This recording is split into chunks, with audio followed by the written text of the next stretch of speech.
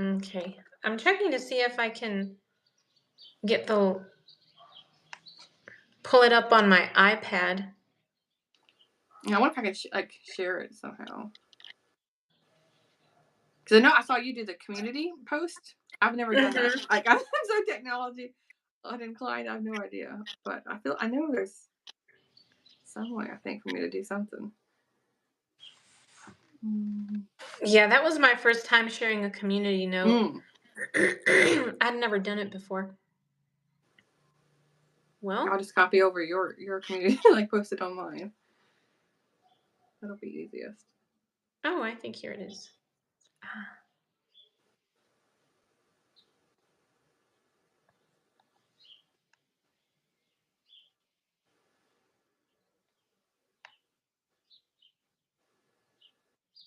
okay. Well, I've got it on my iPad in case anybody Okay. joins.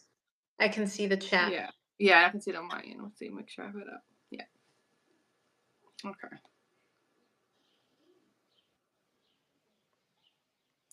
Okay.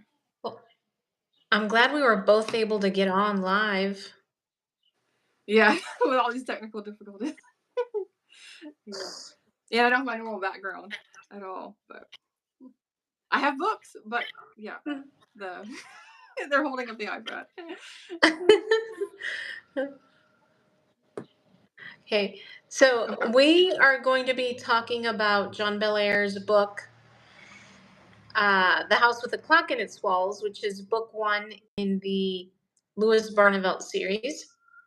Oh, there's Yeah, hi. Summer. Oh, I can see There's it right here someone on my phone. here. Summer's here. Hey, Summer. Okay, I guess I don't need my iPad because I've got the Yeah, I can chat see it right on here. here. Okay. Oh, good. So, we were having, well, mostly on my end, we were having a bunch of technical difficulties because neither one of us has ever done a live straight on YouTube, only through StreamYard. And we weren't sure if we were both going to get on, if we'd both be able to get on. Mm-hmm. And then I can't be trusted with time, time zones and daylight savings time and all of that messes me up. And so I meant to schedule this for 5, no, 6 Central Standard Time, but I scheduled it for 6 Mexico time, Which I think right? is Mountain Time. I think right now. Is it Mountain time? I don't I know, don't or know. maybe it's Eastern. I don't know. It's 5 o'clock here in the And it's 6 West uh, Pacific. Yeah. it's 6 o'clock where I'm at now in Mexico. It's 6. Okay. That yeah, So it's Mountain Time right now. uh, Yeah. so it's 7 Central Standard Time right now, Mm-hmm. right? Yeah. Yeah. Yep. Yeah, but I'm glad we were able to get on and now we can talk about the book. So Summer, I don't think you read the book, right? I don't know if you're still here. If you're still here, I don't think you read the book, did you? And also, before we get started, um, there's always a bunch of traffic noise outside my window, Mm-hmm. so that's going to be a hopefully it won't be too big of an issue. Um, so John Belair's, first of all, Lindsay, I wanted to say a huge thank you for joining me in co-hosting the readathon, read along. This is something that I had wanted to do for a while, but I'd never like taken the initiative to do it. And then finally I just thought, okay, now's the time. Now's the time. And so Lindsay, you've never read the books. No, yeah, Um, but before you mentioning it, I never heard of the author or the series, or I feel like you've been seeing them. In my library. I might have had as a kid, but yeah, it was all new to me. yeah. Yeah. So I've read I've read John Belair's before. I've read the Louis Barnevelt series. I don't think that I've read the last 3 books in the series. I think there are 13 books total. I don't think I've read the last 3, but the rest of the books, I've read them at least 2 times, I think, the rest of the books in the Louis Barnevelt series. Okay. And then he has another series, the Anthony Monday, and then the Johnny Dixon, which I've read each one once, but I don't believe I've read all the books. So even though you'd never read the books, you were like really I don't want to say gung ho about it, but you were really uh Yeah, I was enthusiastic interested. and Yeah, yeah. yeah. So And, thank you and a for good like children's series, like yeah, sign me up. I'll read it. Yeah, I don't need yeah. much talking, convincing to get me to join. Yeah. So thank you so much for joining me. I really do appreciate it. Um so since this was your first time reading the book, The House with the Clock in Its Walls, Hmm. what were your thoughts? What did you think about the book? Well, just the title alone, initially, I thought, is it going to be like Nancy Drew? Because like I feel like one of her books has something with a Oh, clock. Just yeah. the way the title is labeled, it made me think of something like that. But yeah, I did enjoy it. I feel like it does have like that older like children's book writing in it, and like there's bad guys and things like that, but it's not too scary. Yeah, yeah. Like I know, and the magic eventually came into it. At first, she's like, you think, is there going to be magic in this, or is this all in the people's heads? And yeah, no, it was good for sure. It was entertaining, and I think if I was like 12 years old reading this, I would have just loved it, and like and for sure wanted to eat like all the food they're talking about, like the chocolate chip cookies and, and all of that would have been because they kept meeting and eating. Yeah, so it's Yeah, good. I think that is when I first read the series, this book in particular, when I first read this book, I think part of what really uh, drew my attention, what I really enjoyed was the food and just the coziness of Yeah, the the old book. Even houses. though, They kept talking about like the stained glass windows, and like I can just picture like right, an old library almost, like with the wood panel, like not wood paneling, but like all the wood furniture and things like that with right. candlelight. Yeah. Yeah, it's an this book is an odd combination of because it's like sci-fi fantasy and maybe a little horror. Um Hmm. Yeah, there's for sure elements there. Yeah. yeah, but it's so cozy, isn't it? Hmm. It's almost like a cozy mystery fantasy, like nowadays, like it has Yeah. And basically the series invented that before it was ever a genre. Yeah. right. And it's so like it's very appealing just the atmosphere of the book. And the first several books are like that. It's like the Okay. atmosphere really draws you in. It change some At some point throughout the series, the atmosphere changes, I think, from cozy to definitely more like sci-fi fantasy. Okay. But yeah, it's a very appealing atmosphere. And that's one of the things that drew me to this book from the very first time I read it. Yeah, Now, it actually it takes place in Halloween too, like part of it. So it's like the small town with the rain and possible snow coming out of the cold weather, and yeah, and I think there's a lot of it too that just I grew up in a small town in Illinois, and I think there's a lot of the setting that really appeals my uh, to my childhood or to memories of my childhood. Um, yeah, and you're right.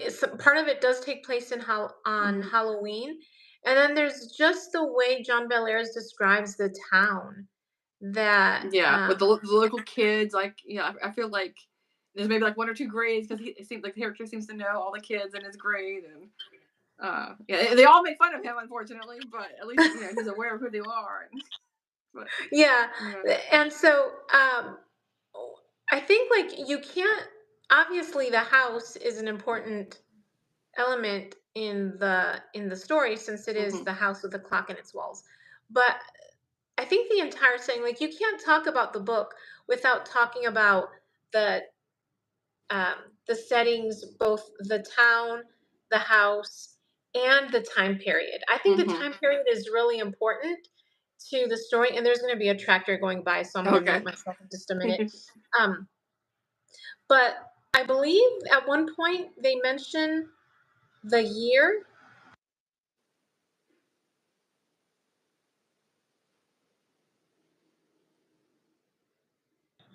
I think John Belair's mentions that the story takes place in 1949, 1948. Yeah, 40. I Did think he it was mention that? 48. Yeah, yeah, because he talked about something that happened like years ago in the 30s, like when the last time he had performed is like I think the Magic, whatever he was doing with the moon. The last time I did it was 1930 something, and so it's Yes. 1948. It hasn't been that long, and yeah, he mentioned So something like that. Yeah, do you 1948. think the time period um had any effect on the story itself? Do you think it could have been written or it could have been set today with the same kind of atmosphere, with the same cozy. I think it could. I think, but like with all the like the small towns, I feel like there's way less people that live in small towns that could really identify with that setting. But maybe like kids want to be in a small town. I'm not sure. I don't know, but I think it could. But with the older houses and all that, it lends itself to being in the 1940s. And I was Mhm, trying to see when it mhm. was published. Did you? I didn't check. I meant to check. Did you know when it was published? Was it published in the 1970s? Okay. No, 1980. Was it 1980? Let me see. I've got my copy pulled up right here, but I don't know if it has the Because copyright I in wonder front if of the me. author was drawing from like his own childhood memories. Like maybe he grew up in the 40s. So I was reading up on John Belair's, and one of the things that it said was that he was, I think he was an overweight kid who was a little bit awkward. And so it did, Okay. what I read about him reminded me a little bit of Louis Mhm. Barnevelt. Mhm. Yeah, because he Uh, struggles with that and like fitting in right. with the sports. Yeah. Yes. And a very smart kid too, because Louis is really, I mean, just the things he was reading, what was it, A History of Scotland? Yeah. Yeah. All these random books. Yeah. Yeah, and he knows a lot about history. So Louis Barnevelt does remind me a little bit of what I imagine John Belair's was like as a kid. Um, I think you mentioned a little bit. I don't know if you mentioned it while we were live or if it wasn't. If it was while we were chatting, but you mentioned that he was not treated very well Mhm. by some of the Yeah. other kids. Yeah. Made fun Yeah, of and. right, because of his weight, and Mhm. I think that might not have been. Yeah. That been written about now. Yeah, for sure. It wouldn't have been a main focus. Like. Right. Yeah. At least not the way it wouldn't have been written the same way. Mhm. Where he was just outright called, like, he was called Tubby and Yeah, Fatso and many names. I always wanted to highlight like the different names. Like it was, I feel like at least like 10 or 20 different ways. yeah, Yeah, that he was made fun of. And, yeah. yeah, that he was called Chubby. Okay, so, now I read the books, I mentioned this, I think, on Instagram. I found out about John Belair's, after I had finished reading the last Harry Potter book. Okay, because The that was one of my questions. I was going to ask you, was like, how you discovered these? Well, I Yeah. was walking through my public library, and I was looking for, like, I had just finished reading the last Harry Potter book, and I was very much in the mood to read something similar, something that was, about magic and witches and wizards. And so I was just browsing the shelves at my public library, and the covers of these books caught my attention because they all had these like black and gray dust jackets. Mm, Most of them were illustrated by Edward Gorey. okay. And I don't remember which book I pulled out from the shelf, but I pulled out one of the books and I read it. And I thought, I think this may be what I'm looking for. So I read this book, The House with the Clock in Its Walls, and it was perfect. It was exactly what I was looking for. And so then I went back and I read whatever else my library had, by John Belair's. And yeah, it just quickly became one of my favorite series. Like I said, I've read it a couple of different times. So yeah, I love the book. This is one of my all-time favorites, and I feel like they get better as we move forward in the series. But then I don't know if you know this, Lindsay. Mhm. John Belair's passed away, and he didn't finish writing the Louis Barnevelt series. Okay. Eventually, somebody else took over, and that's where I feel like you can see a difference in the atmosphere of the books. I feel like when John Belair's was writing the books, it's that cozy, gothic kind of Mhm. horror feel. And then once Brad Strickland started writing the books, it went from cozy gothic horror to more sci-fi fantasy. And I don't remember if I enjoy those books as much as the first books in the series. But Yeah, that's for sure a balance in this in this at least the first book. Um, for when he was writing, I like I should look this up before asking you. But is this like one of the first series that he started writing, or was this like one of the later series that he had started? Because I know there's like multiple series. I think I could be wrong, but I think this was the first series he started. He started the Okay. Louis Barnevelt series. Then I believe it was the Johnny Dixon. Well, I think it was kind of like Beverly Cleary, where she was writing different books. Mm-hmm. Like they were like In between all interspersed. these. Yeah, Okay. right. And so the series that he wanted to keep writing, he wanted to write more books in the Anthony Monday series. But I believe his publishers didn't actually like those books. They didn't like the Anthony Monday Mm. character, and so his publishers uh, sort of persuaded him not to continue writing. Which I I think Anthony Monday is actually one of I like his character or his books more than the Johnny Dixon books, from what I can remember. Mm-hmm. So I think it's a shame that there are only four. I believe there Oh, are that only one. four, maybe three Anthony Monday series in all, or books in all, because yeah, the publishers didn't weren't interested in that character. But yeah, I think it's like Beverly Cleary, where he wrote um, different books Yeah, from he the didn't stick different with one series. series straight through. Yeah. Right, right, right. Yeah. Um, so, oh, did we ever find out when it was written? Oh, right. You said 19, I can look it up real quick. You said 1970 something. Let me see. And he also has no, that's the film. He's also written a couple of books for adults. I believe they were fantasy books. 1973 was when it was originally published. 1973. Hmm. Yeah. Yeah, but set in 1948. So yeah, Yes. I bet a lot of it's pulled from his childhood. Yeah, like you said with the weight Mm. and all that, and um, yeah. I mean, I'm sure like the pain you feel with the character. I'm sure the author felt that as well. Now, towards the end of the book, we learn about a new friend that he has made, Rose Rita Yes. Pottinger. Hmm. I'd forgotten that she doesn't actually come out in book one, but Yeah, she like does I come thought out. I missed something. So I read it on ebook. So I highlighted the name. Like you can like click on it to see like did she popped up before? Like did I completely like skip over that? But no, just her name is mentioned. That's it. Right. No Well, me too. I information. was thinking, where's Rose? Where's Rosa? Where's Rose Mhm. Rita? Like, where's Rose Rita? I, I thought she featured in this book, and so I mean, we get to the end of the pretty much the end of the book, Mhm. and that's When when you he yeah, like the finally last couple mentions Rose pages, he Rita. mentions her. Yeah. Yeah, yeah. I really like Rose Rita. I like Okay. Rose Rita a We'll lot. look So forward to it. once, Yeah. yeah, we'll Yeah, meet her because he in makes book two. kind of friends with like um the popular kid now I forgot his name. Harvey. Yes. Tarby. Yes. Yeah, yeah. It's Harvey. Let's see. Oh, Karen. Hey. Yes, Yeah. I know. Oh. Karen. Um. Oh, I don't know. I don't Yeah, know because if you when can I was see the looking it up, chat. it said it was based on the book is based not the book, but the town Zebedee is based New on Zebedee. Marshall, Michigan, where he Yeah. grew up.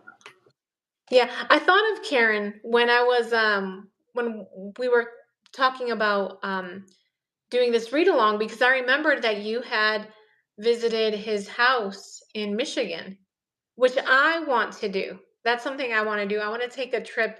I don't know if it's going to happen, but I wanted to take a trip this fall Mm. to Michigan to see yeah, to visit Marshall, Michigan. Yeah, that would be a perfect time to see it. Yeah, Mhm. and I Yeah. wonder if it has like the like we're talking about like the wood with the wood paneling and the stained glass and all of that. Well, yeah, that would be interesting I wonder if Karen knows if the Yeah, inside of the house is because I'm similar to picturing the like a way. 1870s something house is what I have in my mind. Did you see a picture of the house that inspired the No, book? I didn't look it The up, but Oh, it's okay. just a picture I have in my mind. Oh. Okay. Oh, okay, okay. Uh-huh. Now, is his house a museum? I wonder if his house is a Mm. museum. I know I was reading that after the movie came out, the town kind of embraced um John Belair's. Not that, they like Mhm. uh And we're proud of her. So yeah, yeah. right, but I don't think oh yes, definitely. If I'm ever in Michigan, Marshall, or anywhere in Michigan, definitely want to meet up Karen. Maybe go on a hike.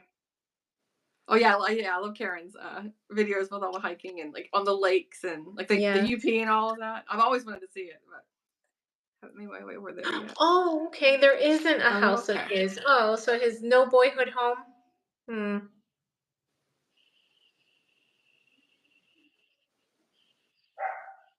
Well, Marshall is underwhelming. That's Well, I guess not disappointing. the house he grew up in, but like I guess the historic house in his town, like it was his inspiration. Then is what it sounds Hmm. like. Yeah. Yeah. So, Yeah. So one of the things we had talked about, Lindsay, was oh, in the book, um, they mention there's a part in the book where Tarby, you mentioned Tarby. hmm Tarby is invited to the Barnevelts for dinner, and Lewis convinces Uncle Jonathan to eclipse the moon in order to kind of like win over Tarby's friendship. hmm Or I guess at that point it was to thank him, like as a thank you for being his friend. What did you think of that whole scene? I enjoyed that dinner party that they had outdoors. They hmm where they brought their chairs out, and Uncle Jonathan is preparing the whole setup Yeah, in with the order water, dumping the to water into the bird, all that. Yeah, yeah. yeah, and then it's been a while since I read this part, but they somehow, like, I don't know if they feel the vibrations, or they can get a Yeah, sensation of they what. could all of a sudden hear like the earthworms moving through Right, the earth right, and things right. like that, and then they all were like had their ears down. Yeah, yeah, And for the at bird one watch. point, they mentioned that there's a cat. They can tell that there are the remains of a cat that had been buried in the yard, right? Yeah, What did you yeah. think of that scene? That cat part was spooky to me. Like as a kid, I would be like, oh my goodness. But yeah, I liked the scene because I felt like it was like the first time outside of the ticking house walls. Like this is like the first sign of like the magic that's going to be taking place in the books. Because before Yes. that, I was trying to get a gauge on what's the magic system, the world that we're in, because it very much felt like small town America with this like magical elements. I was waiting to see like, what's the rules and all of that. But yeah, I really liked it. I liked like how they're like it was very well done. Like I could visualize all of it. The time like it comes in the movie like oh like this waxy black dripping like it wasn't like a normal eclipse. It was like slowly covering up and I think it was very well done. Very like again very atmospheric like he's done the whole book. So yeah. Do you think he actually eclipsed the moon, or do you think it was an optical illusion? Okay, I was thinking optical illusion because when he was holding the moon in his hand and he threw it away like it said like a disc, I was thinking, oh, is he holding up like a? Does he have a mirror in his hand and it's like the reflection? I was trying to read into it, uh, Yeah, but because I thought it was funny. Doesn't Lewis at one point ask him if the whole town can, like, yes, if hmm anybody else saw the eclipse, or if it was just for them?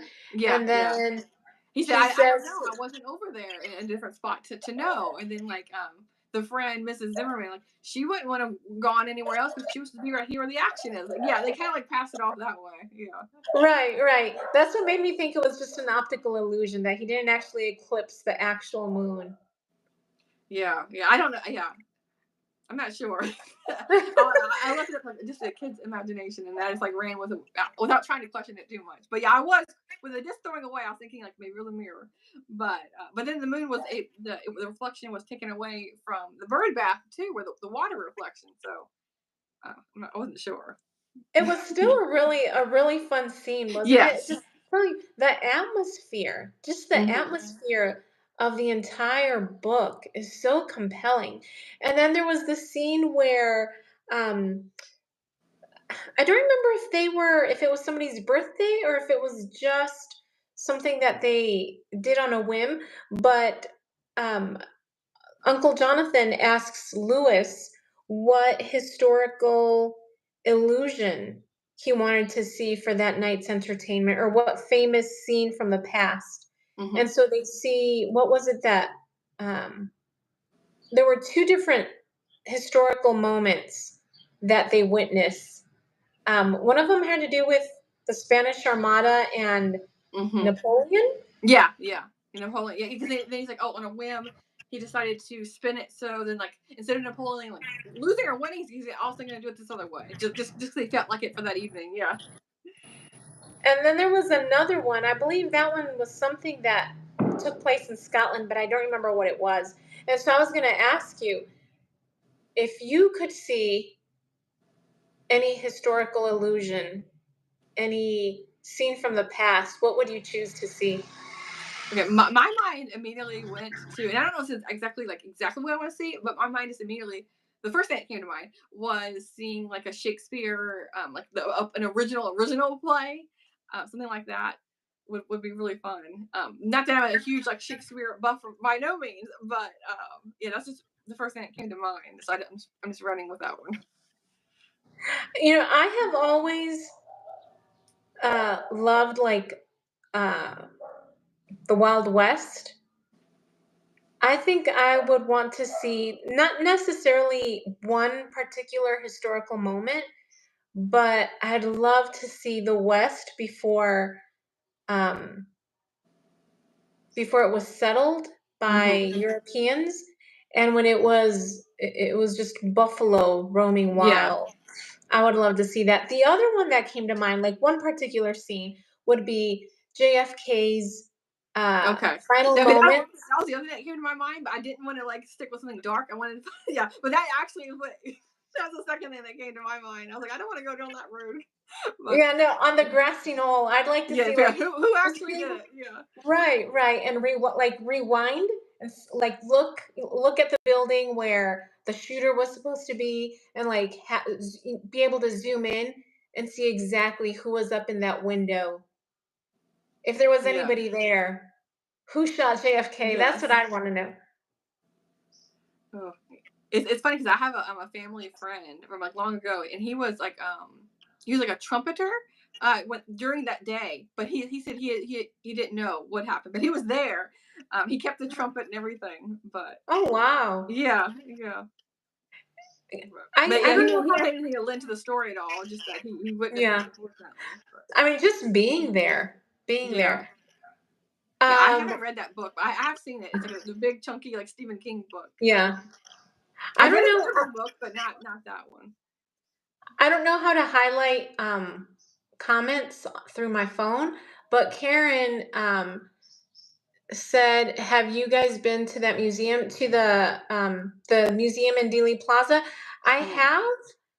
I went there several years ago, um, and I remember going inside and seeing the window where what was his assassin's name? The supposed assassin. What was his Oh name? gosh, was it like 3 names. I know he yeah? has Was it 3 O names, right? something? Wasn't there? Like I would have known it like a second a second ago. Let's see. Well, wherever he was supposed to be looking out. And I Yeah, think it's Lee Harvey Oswald. Lee Harvey Yeah, I knew it was Oswald, like yeah. O. I can't remember his like yeah Oswald. Yeah, I think it was a an little excellent writer. underwhelming. Gosh. I think the museum was a little underwhelming, if I remember correctly. And no, I haven't read 11/22/63 either. Yeah, yeah. I read it and all, like the big what was the other Salem's Lot and the big gigantic one that the apocalyptic one. I read that one, but I haven't got to 11. Yeah, the 63 book. Again, titles are just like flying out of my head like left and right. But anyway, I've dabbled with Stephen King. I've read like, I don't know, 5 or 6 of them. Yeah. No, and you But know I what? feel like a reader of these books though would read Stephen King as an adult.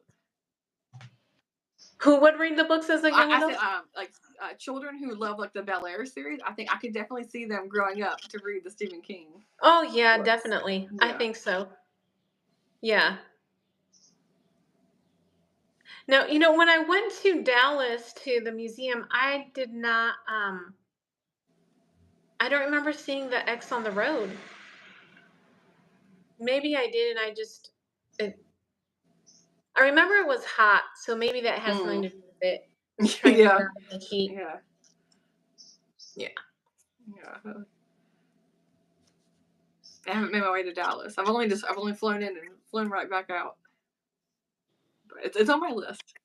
Yeah, Like I wanted yours to go was last summer, but again, the heat like talked me out of it. Basically, when I saw like the temperatures, like I don't know if I can yeah, handle I it. was gonna Then say again, you you were supposed Mhm. to Yeah, go I was through supposed to do DFW, a weren't road you? trip. Yeah. Yeah. Mhm. Yeah. And And I now ended up doing the Midwest, but I didn't make it my way to Michigan. I did. I went from Portland, Oregon to Wisconsin, like just the western edge of Wisconsin, and then back. So I didn't get to go over to uh-huh. that far. Because the farther I go, the more I have to go all the way back. So. Well, Lindsay, Karen, I was talking to Lindsay about this YouTube channel that I watch, and he mentioned Grand Rapids. I believe it was Grand Rapids as one of his favorite cities he's visited. He travels all over the U.S., and I believe he's a real estate agent, and he'll talk Mhm. about the different areas and whether they're um, good places to live or not. And I believe it was Grand Rapids that he mentioned was one of was a surprise hit for him. He thought it was a really pleasant place to be. Okay, that's where you live. Okay. Yeah. Oh yeah, Portland. It's really nice. Like if you like bookish things, Portland has. It's really nice to visit in the summer because you don't have to deal with the humidity. Yeah. Like the average is like 85 degrees and sunny, so it's really Karen says you'd have way more fun in Grand Rapids than in Marshall. nice. Okay. 40 minutes from Grand Rapids. Well, I mean, whenever you post your vlogs, Karen, it just seems so picturesque, like the area that you live in. Yeah. You have your yoga studio. I don't know if it's the same as the juice place that you go to, but just the Mhm. town seems really idyllic. Yeah. Well, and Yeah. Karen mentioned that she says, I want books for grown-ups that are like the Bel Air's books. I've read a few, but not many. I like that mystery treasure hunting vibe they have.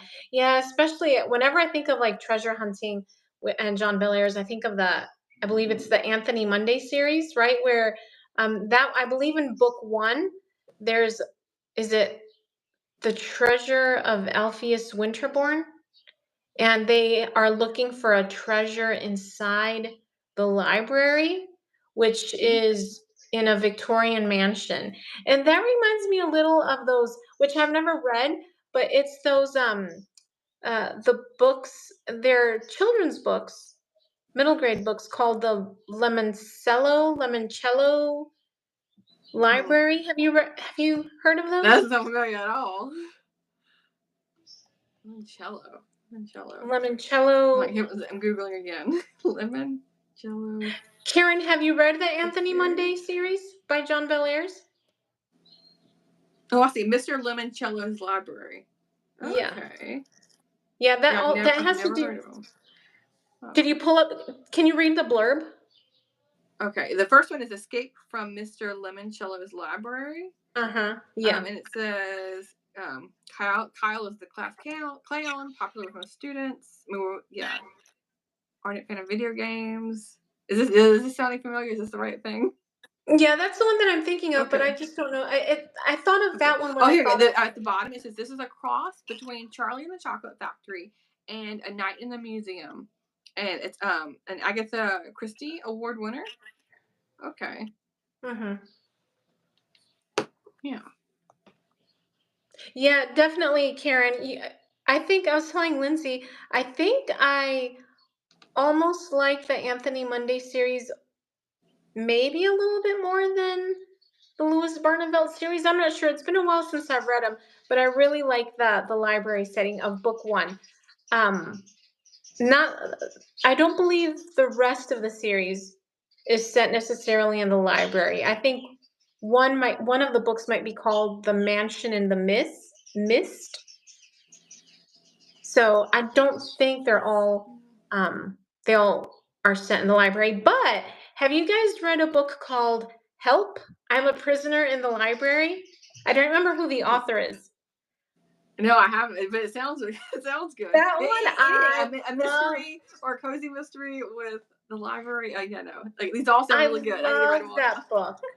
It's a Yeah. short little book, but it's about I believe it's two sisters, maybe a brother and a sister, who go into Mhm. the library one winter night, and the librarian locks up the library and leaves, and the two of them are left in the library overnight. It's a lot of fun. Oh my It's goodness. not Yeah. anything like it's not a super like adventurous read, but it's a fun read, especially if you are a reader and you've always Oh liked the yes, that was like idea the dream of as a kid. Yeah. yeah.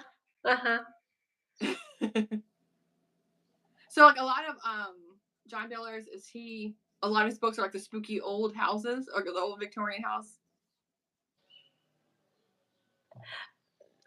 Okay, I don't remember the Johnny Dixon series very well, so Hmm. I can't speak to Johnny Dixon, but yes, Okay. the At Anthony least these Monday two. and the Yeah. and John Bellairs.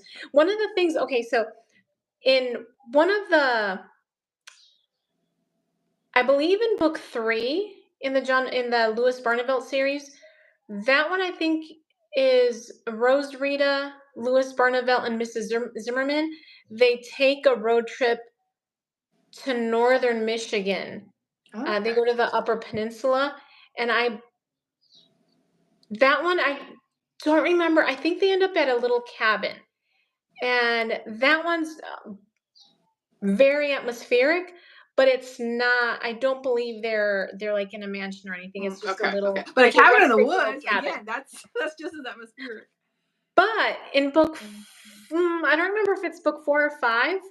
Rose Rita and Mrs. Zimmerman go on another road trip, this time to Pennsylvania, and they end up in like the Dutch region of Pennsylvania, and they end up somehow in a bit of like they have a bit of a car accident because they're traveling in the winter, and they end up traveling back in time. Oh, Um, I thought you were gonna say they're like snowed in at a random like cottage or cabin. Okay, the back in time part, I didn't think we were going that way. yeah, yeah, they travel back in time to when Pennsylvania was settled by the Dutch. I believe it's the Dutch. Okay. That's a lot of fun. It's a lot of fun. Those two are two of my favorites. Oh, let's Oh see. yeah, yeah. I think Karen all says libraries should have that. Yeah. Tuesday Mooney Talks to Ghosts is an adult book that has the vibe I'm looking for sometimes. I'll request the Anthony Monday book now, though. Tuesday Mooney Talks. I've never heard of that. I'm going to write that one down. Tuesday Mooney Talks. To Ghost. Yep. You have secret tunnels. Oh my goodness. Yeah, we all need to visit Michigan for these spooky vibes at Halloween. Yes. So Karen says, so I think our library should have a night at the library situation to raise money or something. We actually have secret tunnels under our library, which used to connect many of the buildings in town. What? That is insane. I love that. My sister is the library manager in our town, and I've told her that she needs to have like an overnight library thing. And she says it's a really good idea, but for safety reasons, or there's some reasons why they couldn't have something like that. What's there's like a technical Okay. word.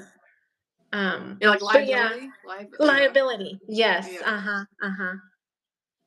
Um, But I know that oh, like hey, the kids, some Cammy. kids do like night at the aquarium. So you would think with all that glass and water versus well, Right, I know right. there's towers of books, but still, like I feel like there's some risks for both. Like, if they can do one, why can't they do the other? Right. There has Yeah. to be a way. There has to be a way. Cami, thank you for joining us. Have you read John Bellairs by any chance? You can hear all about the secrets.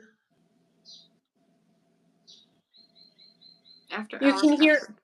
Okay. you can hear all about the secrets, etc. on the show The Curse of the Civil War Gold. Is that about your library, Karen? Oh, the secret passageways.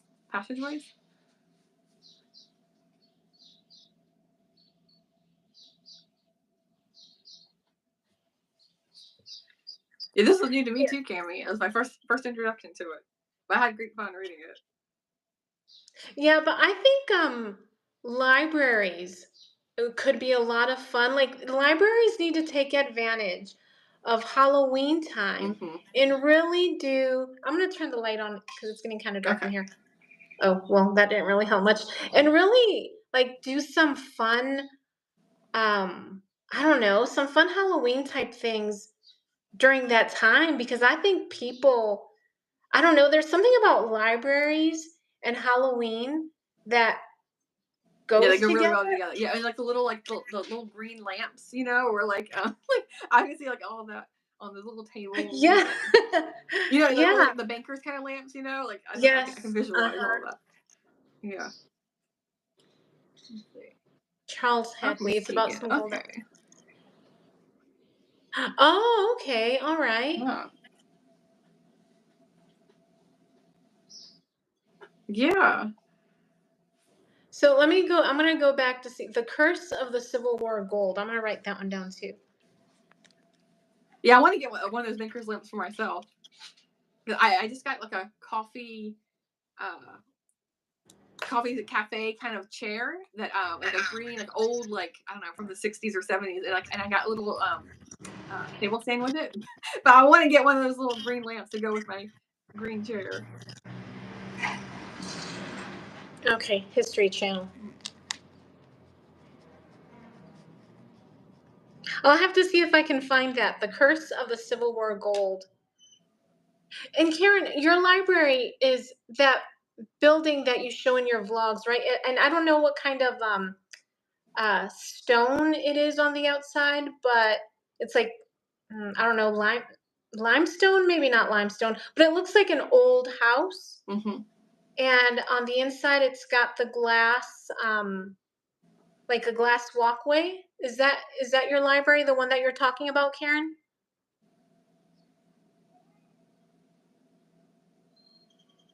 So, Lindsay, did you have any questions about Oh yeah, the I made a couple of Hufflepuff? notes. Like you were talking about how smart Lewis is. Like despite like him and people making fun of him, and that's like his like character trait that gets him through all of this, and like he's able to at the end of the day save the day in a way. But I thought it was interesting, like the author like randomly dropped in there. Same with like the Rose Reader, like he all of a sudden has this new best friend that we never get to meet, at least in this book. But he also like randomly mentions how um, he's an astronomer as an adult, Oh and yeah. yeah, the only inkling I have of that is like them talking about like the uncle showing the moon, and there's not that much that would lead you to think he becomes an astronomer. But I wonder if there's gonna be more coming in with that with the later books in the series. But Huh. if you Yeah. can find it, okay,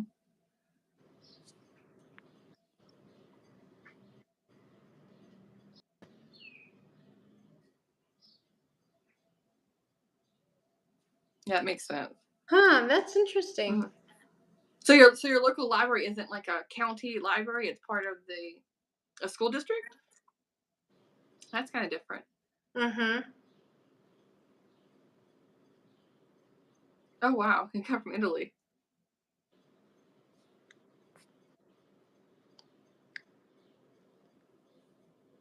Yeah, definitely want to maintain the history of the library. Yeah.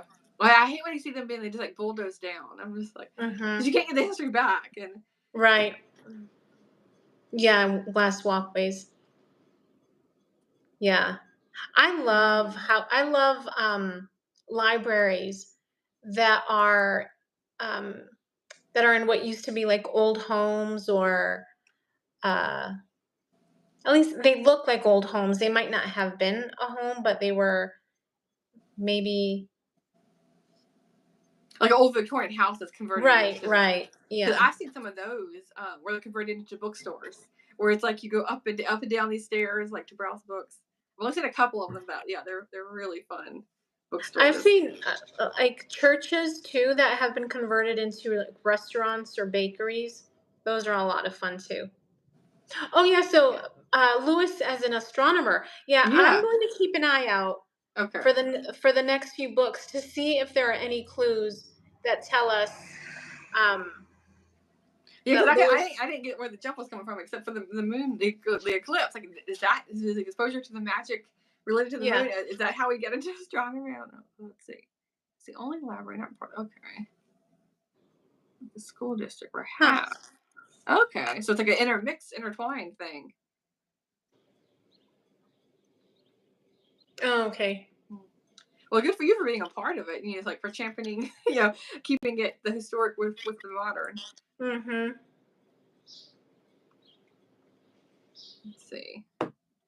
Oh, wait, one of my questions was talking about because Lewis like eats chocolate while he's reading, and he's like he doesn't mind the chocolate smudges on his book. So like one of my questions was like, do any of you do you Angie like read while you're eating, and do you mind the food stains on the page of the books? I occasionally do eat while I'm reading, but I've been reading a lot of books on my iPad for the last year, so it's not really an issue right now. Yeah, yeah. It does annoy me. I'll say when a little bit when I get like a used book, and then also like I don't know why, but the orange like it's either Cheetos or Doritos. Like so many used books I'll pick up. They are not mine, but you know, like I'm getting a used book and I'll see orange thumbprints like randomly throughout the book, and I like I can tell they've been snacking on something. So yeah, Yeah, it annoys me a little bit, but I can just try to like not touch those cheesy parts. But yeah, yeah, I it read a did. lot on my I literally read a lot on my Kindle, so It, it's easy to it's like the waterproof one. So like if something yeah. happens, I can just wipe it off. But in general, I don't eat anything while I'm reading. I'll just take a 10-minute break, set my book down to read, and not meant to eat, and then go back. But just water, drinking water is my only thing. It used to bother me when I worked as a library assistant at an elementary school. The books, yeah, would always come back with hot Cheeto stains Yes, on the corners. yeah, it was almost you That could almost like bothered me dust it off so much. sometimes. Yeah. Karen says the mansion has a ballroom, and I'd love to see that restored. Oh, you're Oh, kidding. does it really? Wow. That Wow. you guys could hold some fun events Yes. in that ballroom. Do you think that certain books need to be paired with certain Hmm. snacks? Oh, wait, I brought cookies for this book Oh, because oh chocolate chip yeah. cookies are mentioned quite like every chance they get to eat something, they're eating chocolate chip cookies. So we just played with this. I Yeah, didn't eat them while I was reading them, but I did want to. I'll say that. Lindsay and I were wearing purple Yes, yes. because of Mrs. Zimmerman, who always wore purple, Your and whole house we seemed purple. Everything yeah, she could have was and we purple. were supposed to be snacking on chocolate chip cookies because they were always eating Yes. chocolate chip cookies. So while reading this book, I definitely wanted to snack on chocolate chip cookies. Yeah. I think whenever I'm reading a book, if they mention a certain food, especially if it's mentioned multiple times, then I feel like, oh, that book needs to be paired with that snack or with that Hmm. food. Yeah, Um, and honestly, they ate chocolate chip cookies so many times. I was waiting for one of them to ask, like, "Can you prepare a oatmeal cookie or something?" I was waiting for them to like, but no, they were never sick of it. That was like 4 or 5 times they were sitting down to eat chocolate chip cookies. And yes, they must have been I, really good. yeah, I just love when they mention food in books. Like that is like if an author wants to interest me in their book, mention food as often as you can, Hmm. and I more than likely I will fall in love with your book. And there is, I believe, in the book where they go on the road trip to the Upper Peninsula, I believe they mention like their picnic, the foods they took on like picnic lunches, Hmm. and that is one of the things that I really enjoyed about that book. Well, if we ever make it to the UP, then we'll have to like pack a oh, yeah, because yeah, Yeah. Michigan seems really pretty. Yeah, when I was a little girl, I loved the textbooks that we used in reading in my reading class because of so much of the food that was mentioned in the Mm. stories. And I remember there was one story where this boy, I don't know where he was living. I believe it might have been China or maybe like in like uh like the Chinese area of a major city in the US, maybe Mm. like New York City or San Francisco. So his mom sends him to the market late at night or to the store late at night to buy some food, to buy something. And he's got a little container that he takes with him. And he ends up at this little shop, and it's a Chinese shop, and it sells all these different I don't know what they were then, and I still don't know what they are now, but they look like little pastries and little like I guess Okay. not dim sum because dim sum. Is that Chinese? Is dim sum I don't Chinese? know. Maybe it's Is Chinese. that some But like the little dumplings, right? Is that the right, right, yeah? like buns and little dumplings. And Mhm. oh my gosh, the illustrations in that story were like mouth watering. Mm. They looked so good. And then I ended up buying all of the textbooks that I used as a child. Oh Um, wow. I have them in Texas. I should have done a video on them. I Yeah, had the thought books have about really doing made like an a book tip impression on video. you. Yeah. Yeah. And that story, like I turned to that story and yeah, the food illustrations were, oh my gosh, Did you? just It was some kind of sweet that he was going to a bakery for. I don't know what he was going to buy. I think he was going to buy a liquid because Okay. he had a I don't even know if he actually ever bought whatever he was supposed to buy. I don't know. I just Okay. remember But it looking was at it those was a part of illustrations. Yeah, yeah. say what'd she say? For friend Sarah who lives in the UK recommended a book to me that mentioned Grand Rapids. It mentioned specific foods and specific restaurants. So I read Oh, the books and then went there. Oh my goodness. Okay, they're still open. The restaurants are still open and everything. Okay. Yeah, from the UK they recommend. Yeah. huh. What was the book, Karen? Yeah, there's a cozy mystery series set in Portland, Oregon, by Katie Dyer Sealer, something like that. And so I have written down or like saved on my phone all the different restaurants and hiking places that was mentioned in the series. I do like reading like the local like fiction and nonfiction Hmm. books for ideas. Yeah, Cami says food, snacks, and book pairing is a must. Yes. I think that's why cozy mysteries are so fun to read Hmm. because they mention the food and then oftentimes they'll have the recipes for the food that was mentioned in Yeah. the back. There's so many times where I just want to like put the book down and like, okay, I see the recipe and just go cook it. I haven't done that yet, but I want to keep reading the book, but I do I do want to make them. Okay.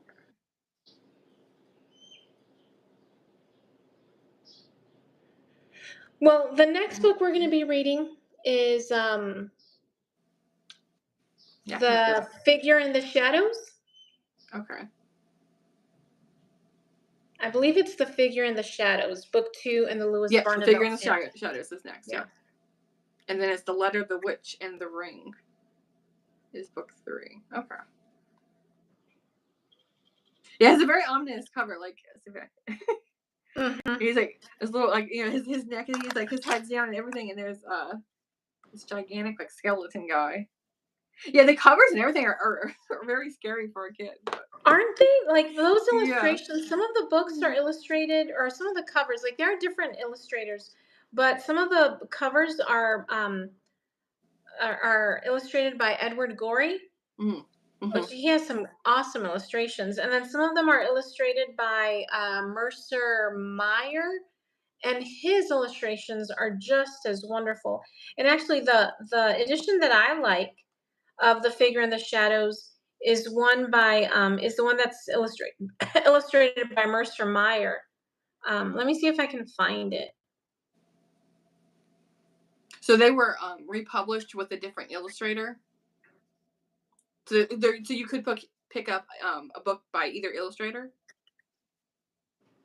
Yeah, you know how Okay. just like different editions or different publishers, like Yearling, for example, Mm, has or like when they were released as hardcovers okay. or library editions, they were just different. Oh, let me see if I can get this. Look at this cover. I don't know if you guys will be able to see it. Okay, but look at this cover.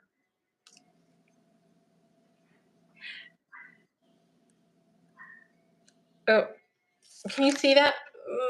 I see a green and blue. It's a little blurry, but it might take a second. I see a castle or a house at the top. Yeah, Is it a lamppost? that's Yeah. Yeah. Barnevelt's Folly, right? That's the name of Uncle Jonathan's house, Mm, Barnevelt's Folly. Yeah.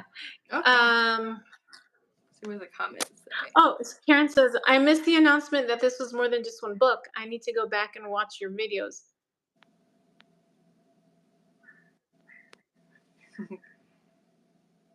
Oh, I bought a pack of postcards from the Oh, Gory Guy. gory. I love his Okay. artwork. Yes. Yes, but I mean that's part of the appeal. I was talking to Lindsay about the appeal of these books. Yeah. It's like the atmosphere is just it's cozy, it's gothic, it's Hmm. got a little It's perfect on a horror rainy day to sit there and read it and curl up with a book. Yeah. right. And then these illustrations are in this light, the light, there's not very much light. The illustrations are just wonderful. So yeah, Karen, I had mentioned on Instagram maybe a month ago that we were doing a read along of John Belair's. Um, we're starting with the Louis Barnevelt series, and then we are at some point we're reading one book a month, right, Lindsay? One book a Yes. month, Yeah. and I believe there are 13 books in the 12 or 13 books in the Louis Let's Barnevelt see. I just series. had it pulled up. Let me see. There are. Scroll down here. 12. There's 12. 12. So it's going to take us a year. We just started with the first book this month. So it's going to take us a year to finish the Louis Barnevelt series. And then we're going to, at some point, move on to one of the other series, whether it's the Anthony Monday or the Johnny Dixon. And then we're going to move on to the third series, again, whether it's Anthony Monday or Johnny Dixon. So, like, this is a big time commitment. Yes. But But they're yeah, short we books. They're not like big chunky books that you're reading each month. So. right, right. So yeah, if you guys want to join us, yes, Summer says I'll have to check out the first one. Yes, definitely do, Summer. Mhm. So if you guys Cami, I would not call them scary. Yeah, They they're more have a scary. I feel little like if you were 8 years old, they might scare you a little bit. But as an yeah. adult, no, it's for sure more the atmospheric gothic. Uh-huh. They Yeah. have a little like a little chill factor. Like there was the scene in this book where his aunt Maddie Mm-hmm. shows up. Like she comes knocking late at night. One night, she knocks at their door, and he opens the door, and it's Aunt Maddie who has been dead for years. Yeah, yeah. And And then like Lewis, shining eyes, or like little yeah, glasses. and Like Lewis if you can't see your eyes, faints. you're just like white. But yeah, it's more moody than anything else. But Yeah. So yeah, if you were a little kid, I think these books would definitely scare you. As an adult, it's like they give you like the perfect amount of just like that little creepy yeah, there's no feeling like that graphic detail of anything or descriptions, nothing like that. To make it gory or anything like that. yeah, yeah. They're a lot of fun. So if you guys if you guys want to join us, we are going to be here again uh in May, Mhm. sometime at the end of May, reading or discussing The Figure in the Shadows. Yes, figure in the Um, shadows. Yep. yeah. And we went live on YouTube, which I think only allows one guest. But we had talked about chatting through Zoom, which I have a subscription to. So that is, there's no limit to, I think, the number of like speakers or the number of, there's no time limit. I don't have StreamYard, but we could always try to do StreamYard if you guys wanted to join us, not just on a chat, not just chatting like this, but like if you guys wanted to join us in the in the actual group chat, that would be great. Yeah, it would be a lot of fun. Oh, Yeah, you have the book on your shelf. yeah, they're definitely not gory, Cami. I can't Yeah, no. remember anything from the books that I've read that would be considered gory. These are just, it's just a lot of fun. Hmm. Yeah. Yeah, so definitely if you guys are interested in joining us, um you can message us on Instagram Hmm. or on Voxer if you're on Voxer, or leave a comment on this video, I guess. Oh, okay. I'll Oh. find that. Yeah, and I'm gonna need to see if I can get my hands on the Figure in the Shadows because I'm in Mexico right now, and um, the only way that I can read books is online if I can find them on Libby as an ebook, as a PDF. So I'm hoping I can get my hands on the Figure in the Shadows. Otherwise, I might have to ask my sister if she can somehow mail me a copy. Hopefully, it arrives. It should arrive within a month. Even like I can Yeah, get it. yeah. I I would can hope read so. it in a couple of hours. Yeah, yeah. But yeah, I think that's it for now, right, Lindsay? Yeah, I didn't have any other questions. Yeah, but it was. I think for letting me join in on this No, no, with thank no you for background knowledge at joining. all. Yeah, sure, I'll do it. Yeah, No, I have fun. It's like diving into a whole new world. So yeah.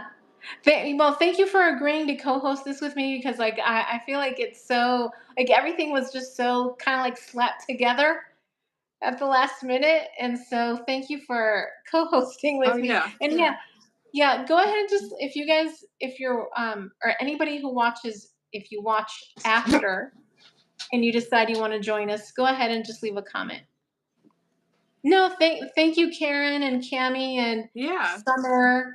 And was there somebody else who was? Um, I think it was those I think that was three. I it. think what maybe someone else popped up at the very beginning, but Maybe.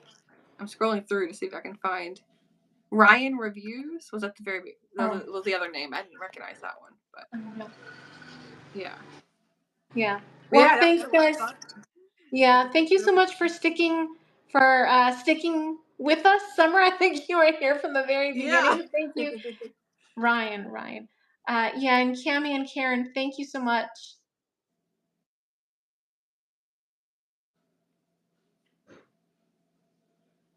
Oh, you froze. Are you still here?